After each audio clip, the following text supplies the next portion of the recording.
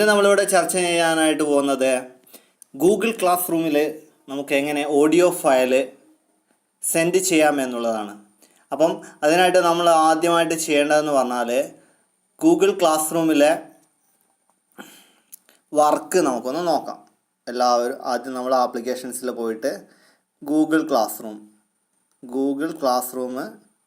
എടുക്കുക.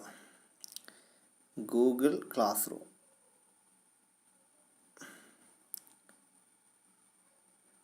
എന്ന് പറയുന്ന ആപ്ലിക്കേഷൻ ഓപ്പൺ ചെയ്ത് കഴിഞ്ഞാൽ നമുക്ക് വന്നിരിക്കുന്ന വർക്കും കാര്യങ്ങളും ഇവിടെ കാണാം. അപ്പോൾ അതിൽ നമ്മൾ ക്ലിക്ക് ചെയ്ത് കഴിഞ്ഞാൽ അസൈൻമെൻറ്റ്സ് ഇവിടെ കുറേ വന്നിട്ടുണ്ട്. അപ്പോൾ അതിൽ ഒന്ന് നമുക്ക് ക്ലിക്ക് ചെയ്യാം. ക്ലിക്ക് ചെയ്ത് നോക്കിക്കഴിഞ്ഞാൽ എന്താണ്, ടെക്സ്റ്റ് ബുക്ക് പേജ് 7 വായിച്ച് റെക്കോർഡ് ചെയ്ത് അയക്കുക, നോട്ട് ബുക്കിൽ എഴുതുക. ഇതാണ് വർക്ക്. ഇതിൽ വോയിസ് ഓൺലി എന്നുണ്ട്. അപ്പോൾ വോയിസ് മാത്രമാണ് നമുക്ക് റെക്കോർഡ് ചെയ്ത് അയക്കേണ്ടത്. അപ്പോൾ അതിനായിട്ട് നമ്മൾ ഏഡ് വർക്ക് പോയി കഴിഞ്ഞാൽ ഇവിടെ വോയിസിന് അയക്കാനുള്ളൊരു ഓപ്ഷൻ ഇല്ല. ഇത്രയും ഫങ്ഷൻസ് 6 ഫങ്ഷൻസാണ് ഇതിൻ്റെ അകത്ത് ഓൾറെഡി വരുന്നത്. അപ്പോൾ അതിൽ അപ്ലോഡ് ഫയൽ എന്ന് പറഞ്ഞാൽ സിസ്റ്റം ഉപയോഗിച്ച് നമുക്ക് ഫയൽ സെൻഡ് ചെയ്യാം. അപ്പോൾ അതിനായിട്ട് നമ്മൾ ആദ്യം ചെയ്യേണ്ടത് റെക്കോർഡ് ചെയ്യുക. ആപ്ലിക്കേഷൻസിൽ പോയിട്ട് റെക്കോർഡർ എടുത്തിട്ട് റെക്കോർഡ് ചെയ്യണം. വോയിസ് റെക്കോർഡർ എടുത്തിട്ട് റെക്കോർഡ് ചെയ്യണം. റെക്കോർഡറിൽ പോയിട്ട് നമുക്ക് റെക്കോർഡ് ചെയ്യാം. അപ്പം നമുക്ക് എന്താണോ റെക്കോർഡ് ചെയ്യേണ്ടത് അതിൽ സെൻട്രലിലെ ബട്ടൺ ഉപയോഗിച്ച് നമുക്ക് ഈ റെഡ് ബട്ടൺ ഉപയോഗിച്ച് നമുക്ക് എന്ത് ചെയ്യാം, റെക്കോർഡ് ചെയ്യാം. അപ്പോൾ ഞാൻ പറയുന്ന കാര്യങ്ങളൊക്കെ ഇപ്പോൾ ഓൾറെഡി ഇവിടെ റെക്കോർഡായിക്കൊണ്ടിരിക്കുകയാണ്. അപ്പോൾ എന്താണോ വർക്ക് തന്നിരിക്കുന്നത് ആ വർക്ക് നമ്മൾ എന്ത് ചെയ്യുക, റെക്കോർഡ് ചെയ്യുക. റെക്കോർഡ് ചെയ്ത് കഴിഞ്ഞ ശേഷം നമുക്ക് എന്ത് ചെയ്യാം, ഈ ടിക്ക് മാർക്ക് ഞെക്കി കഴിഞ്ഞാൽ ഇവിടെ പേര് കൊടുക്കാൻ ചോദിക്കും, സേവ് ചെയ്യണമെന്നുള്ളത്. അപ്പോൾ നമുക്കൊരു പേര് കൊടുക്കാം.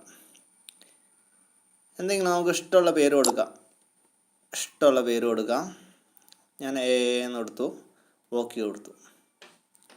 അപ്പം നമുക്കിനി ഗൂഗിൾ ക്ലാസ് റൂമിൽ പോയി കഴിഞ്ഞാൽ ആ വോയിസ് നമുക്ക് കണ്ടെത്താൻ കുറച്ച് പ്രയാസമായിരിക്കും. ആ ഫോട്ടോയിലൊക്കെ പോയി കണ്ടുപിടിക്കണം. അപ്പോൾ അതിനായിട്ട് ഒരു എളുപ്പ വഴിയുണ്ട്. അപ്പോൾ ഒന്നുകൂടി നമ്മൾ ആപ്ലിക്കേഷൻസിൽ പോയിട്ട് റെക്കോർഡർ എടുക്കുക.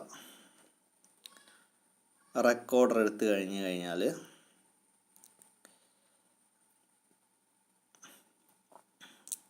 ഇവിടെ ഒരു 3 വര കാണാം. വലതുവശത്ത് താഴെയായിട്ടൊരു 3 വര കാണാം. ആ 3 വരയിൽ നമ്മൾ ക്ലിക്ക് ചെയ്ത് കഴിഞ്ഞാൽ നമ്മൾ റെക്കോർഡ് ചെയ്ത് വെച്ച ഫയൽ എന്ന് പറയുന്ന ഫയൽ അവിടെ ഉണ്ട്. അപ്പോൾ അതിൽ കുറച്ച് നേരം ക്ലിക്ക് ചെയ്ത് പിടിച്ച് കഴിഞ്ഞാൽ അത് സെലക്ട് ആവും. ഇനി അടിയിലൊരു ഓപ്ഷൻ സെൻഡ് എന്ന് പറഞ്ഞൊരു ഓപ്ഷൻ കാണാം അവിടെ അടിയിലായിട്ട്. അപ്പോൾ അത് ക്ലിക്ക് ചെയ്ത് കഴിഞ്ഞാൽ ഷെയർ യൂസിങ് എന്ന് പറഞ്ഞൊരു ഓപ്ഷൻ വരും. അപ്പോൾ അതിൻ്റെ അകത്ത് ഇവിടെ കുറേ ഇത് വരുന്നുണ്ട്. അപ്പോൾ അതിൻ്റെ അകത്ത് കോപ്പി ടു ഫയൽ മാനേജർ, ഫയലിൻ്റെ ഒരു ചിത്രമുണ്ട് ഇവിടെ, ഫോൾഡറിൻ്റെ. അപ്പോൾ അതിൽ ക്ലിക്ക് ചെയ്ത് കഴിഞ്ഞിട്ട് നമുക്ക് ഏത് ഫോൾഡറിലാണോ കൊണ്ടുവയ്ക്കേണ്ടത്, ഇൻറ്റേർണൽ സ്റ്റോറേജിലാണെങ്കിൽ ഫോണിൻ്റെ സ്റ്റോറേജിൽ അവിടെ കൊടുക്കാം. SD കാർഡ് ആണെങ്കിൽ SD കാർഡ് കൊടുത്തു ഞാൻ. അപ്പോൾ എനിക്കിപ്പോൾ ഇവിടെ പുതിയ ഫോൾഡർ ഒന്ന് ക്രിയേറ്റ് ചെയ്യണം. അപ്പോൾ മോർ പോയിട്ട് ക്രിയേറ്റ് എ ഫോൾഡർ, അതിനും എന്ന് പേര് കൊടുത്തു. ഓക്കെ. അപ്പോൾ അത് എന്ന് പറയുന്ന ഫോൾഡർ ഇവിടെ വന്നു. അതിൽ ഓപ്പൺ ചെയ്ത് കഴിഞ്ഞാൽ അതിൻ്റെ അകത്തൊന്നുമില്ല. ഇനിയിപ്പോൾ അതെന്ത് ചെയ്യാം, നമുക്ക് ഇവിടെ പേസ്റ്റ് ബട്ടൺ ഉപയോഗിച്ച് അവിടെ പേസ്റ്റ് ചെയ്യാം. അതുപോലെ ഇവിടെ പേസ്റ്റായി. ഇനി നമുക്ക് ബാക്ക് പോവാം. ബാക്ക് പോയി കഴിഞ്ഞാൽ നമുക്കിനി ഒന്നുകൂടി ഗൂഗിൾ ക്ലാസ് റൂം എടുക്കാം. അപ്പോൾ ഗൂഗിൾ ക്ലാസ് റൂം ആപ്ലിക്കേഷൻസിൽ പോയാൽ ഗൂഗിൾ ക്ലാസ് റൂം ക്ലിക്ക് ചെയ്യാം. അപ്പോൾ നമ്മൾ നേരത്തെ എടുത്തു വെച്ച വർക്ക് ഇവിടെ വന്നിട്ടുണ്ടാവും. അത് തന്നെ വന്നു. നമുക്ക് ഏഡ് വർക്ക് പോയിട്ട് എന്ത് ചെയ്യാം, അപ്ലോഡ് ഫയൽ പോയി കഴിഞ്ഞാൽ ഇടതുവശത്തെ മുകളിലുള്ള 3 വര ഞെക്കിയിട്ട് സാംസങ് SD കാർഡ് ആണെങ്കിൽ SD കാർഡ് നമുക്ക് ഇവിടെ സെലക്ട് ചെയ്യാം. അപ്പം അത് ക്ലിക്ക് ചെയ്ത് കഴിഞ്ഞാൽ അതിലുള്ള ഫോൾഡേഴ്സൊക്കെ ഇവിടെ വരും. അപ്പം നമ്മൾ ഏത് എന്ന് പറയുന്ന ഫോൾഡർ ഇവിടെ കാണുന്നുണ്ട്. അതിൽ ക്ലിക്ക് ചെയ്ത് കഴിഞ്ഞാൽ നമ്മൾ റെക്കോർഡ് ചെയ്ത് വെച്ച വോയിസ് ഇവിടെ നമുക്ക് കാണാം. അപ്പോൾ അതിലൊന്ന് ക്ലിക്ക് ചെയ്യാം. ക്ലിക്ക് ചെയ്ത് കഴിഞ്ഞപ്പോൾ കറങ്ങുന്നുണ്ട്. അപ്പോൾ ആ വോയിസ് അപ്ലോഡ് ആവുകയാണ്. കുറച്ച് ടൈം എടുക്കും. ഇപ്പോൾ അപ്ലോഡായി കഴിഞ്ഞു. നമ്മുടെ ഫയലിൻ്റെ സൈസ് അനുസരിച്ച് ടൈമും വ്യത്യാസപ്പെടും. ഇവിടെ നമുക്ക് ഒരു കാര്യം കൂടി പറഞ്ഞിട്ടുണ്ട്, നോട്ട് ബുക്കിൽ എഴുതിയതിൻ്റെ ചിത്രം കൂടി നമുക്ക് ഇതിൻ്റെ അകത്ത് വർക്കായിട്ട് ചെയ്യണം.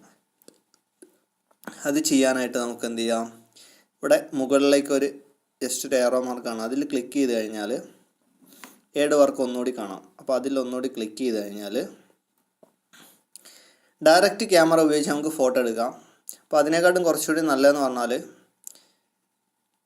എന്താണ്, അപ്ലോഡ് ഫോട്ടോ എന്ന് അവിടെ കാണാം. അപ്പോൾ അതിൽ ക്ലിക്ക് ചെയ്ത് കഴിഞ്ഞാൽ ഫോട്ടോസ് മൊത്തം വരും. നമ്മളിപ്പോൾ ഇമേജസ് എടുത്താൽ നമ്മൾ ലാസ്റ്റ് എടുത്ത് വെച്ച ഫോട്ടോ ക്യാമറയിലാണെങ്കിൽ ഞാൻ ഇത് ഒന്ന് ക്ലിക്ക് ചെയ്തു. അപ്പോൾ ആ ഒരു വർക്ക് ഇപ്പോൾ അപ്ലോഡായി കൊണ്ടിരിക്കുകയാണ്.